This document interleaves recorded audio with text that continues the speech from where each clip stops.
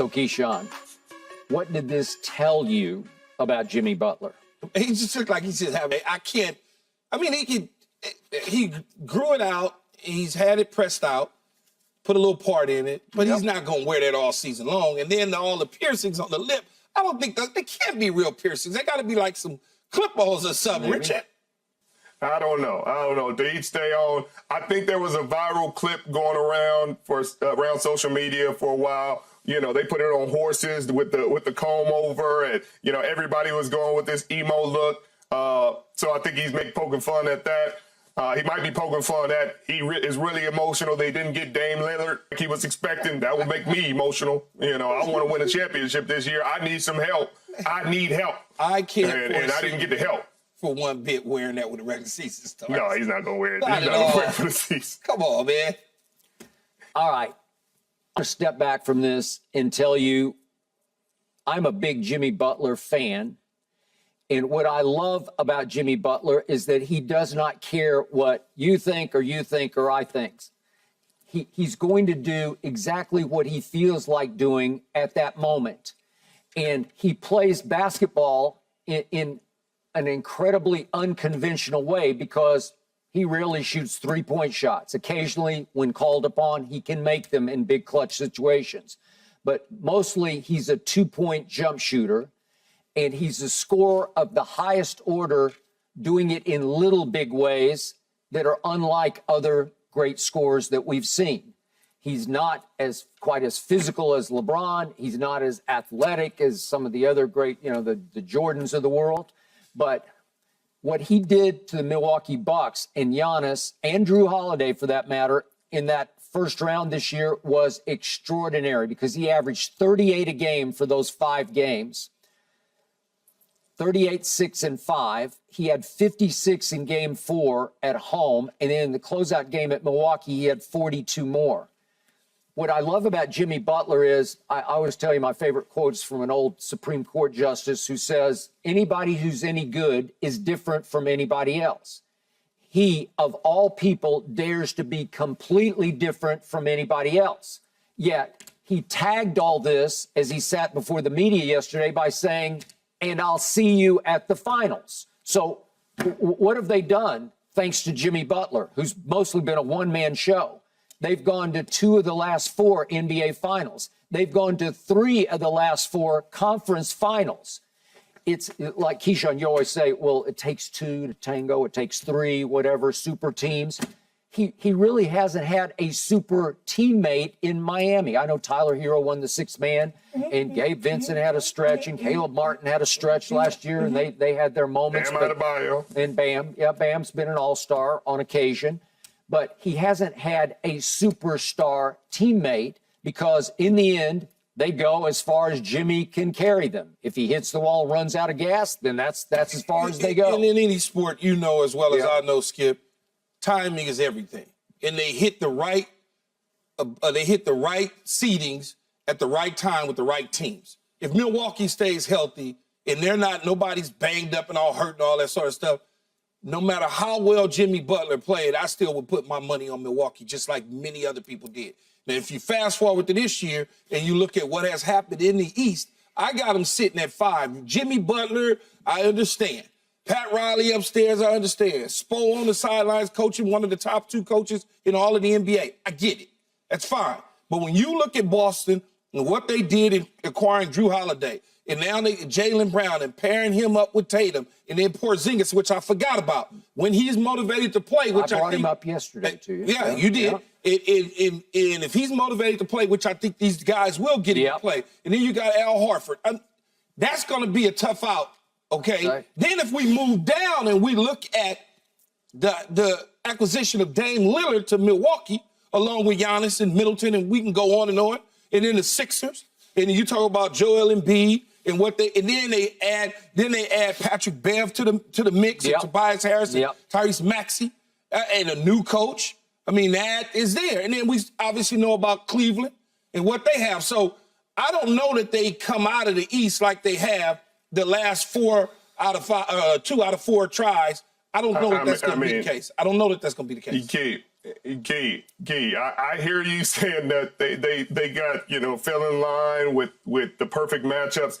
Key, they earned the matchups because they were a play-in team. They were a play-in team, the Miami Heat, and they were the first play-in team to make the NBA Finals in the history of the play-in, which isn't but a couple years. But he went through the teams you're talking about. He went through a team with the Defensive Player of the Year and Marcus Smart. People just forget that Marcus Smart was a great defensive player. Now, like Drew Holiday is a great defensive player, but Marcus Smart was a great defensive player. He was Defensive Player of the Year. And so you're not really getting that much better by getting Drew Holiday over a guy like Marcus Smart. And he went through Jimmy Butler and those boys, Bam Adebayo, and all them guys, Caleb Martin. They went through this team.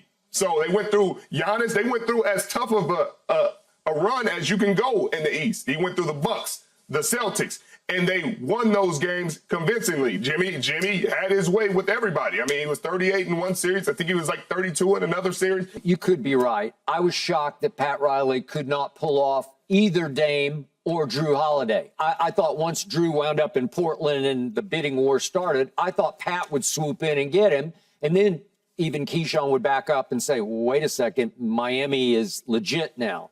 Nobody thinks Miami is a legit contender now. And maybe to your point, maybe Jimmy's trying to sort of downplay their chances, but he tagged it again with, I'll see you in the finals. Well, that's a strong thing to say. I'm not saying that it can't happen. I'm saying he's up against it. Yeah. Okay, and yes, when you draw a team like the Boston Celtics with a new head coach that was basically shooed in when things broke down early in the beginning of the season, and he had to take over and learn on the job as a coach. And then you got Tatum not as the guy, not necessarily living up to expectations in every single game, kind of doing this and this and this. You're going to win those games when you Jimmy Butler and you solid and sound and you knocking down shots and you playing defense and you're a hustle face and everybody's coming to the party. When you draw a Milwaukee team that is missing key ingredients to what they're supposed to be, you're going to win those games. There's no question about it. I'm not saying he didn't will his way to victory against those teams.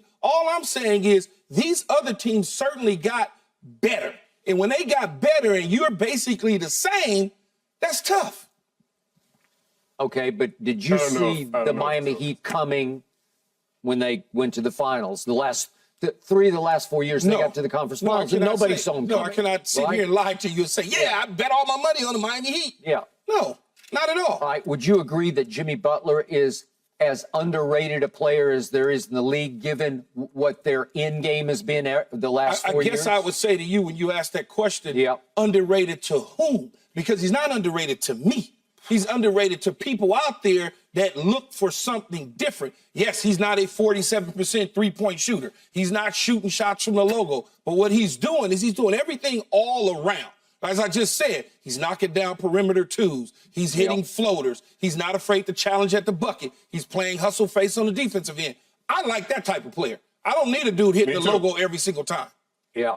Me too. He's cut from the Kobe Jordan mode where you play both sides of the you play defense, you play offense, you compete on both ends. And I think you don't give him enough credit, Skip. I think if he would have played on the World Championship team this year, they would have won gold. Because he's that kind of player. He elevates the guys around him. He makes everybody around him better. You always hear the story in Minnesota when he was going through the contract dispute and he came and played with the G League guys against all their starters. He hadn't practiced, didn't warm up, came in, took his jeans off, and went out there and ran the starters off the court because he's that kind of player that can just elevate every single guy around him and make them better.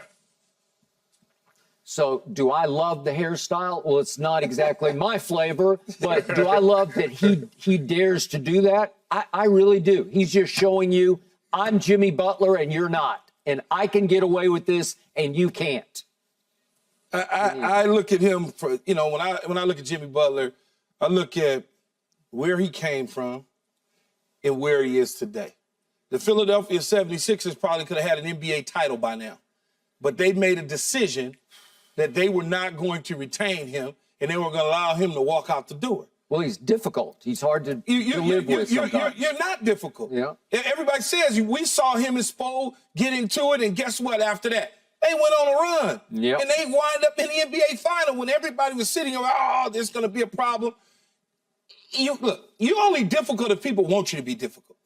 Okay? Right, That's the bottom line. We can have our disagreements. We can agree to disagree. But at the end of the day, we're trying to win. I don't have time to get caught up in nonsense. As people If you like, mad at, go ahead, Richard. sorry, if you mad at a dude for having a competitive drive and wanting to win, I'm mad at you. Like, this ain't a dude with off the court issues where you're saying he's getting in trouble all the time. This is a dude whose problem is I want to win more than anybody else on the court. That's somebody I can't have an issue with. He can be very difficult on young players, hard on young players, because that's what he should be doing. But it's so hard that he can crush the spirits of younger players if they're not strong enough, mentally tough enough to get through it. Well, get mentally tough, Skip. I got it. When people are mentally tough, that you shouldn't be playing a sport with alpha dogs if you cannot handle the challenges that are set before you. You can't all of a sudden roll up and go into a corner. I understand everybody is different. I get that. I get that 100%. You can't talk to certain people a certain way. I understand that. I am one of those people. But at the same time, I'm not going to go roll up in the corner after I worked my tail off so hard to get in this position because you and I don't see eye to eye on how things are supposed to be constructed. Can't do it. Thanks for watching, Undisputed fans. Do you want more highlights from the show? Make sure to click that subscribe button for all the exclusive content from Undisputed.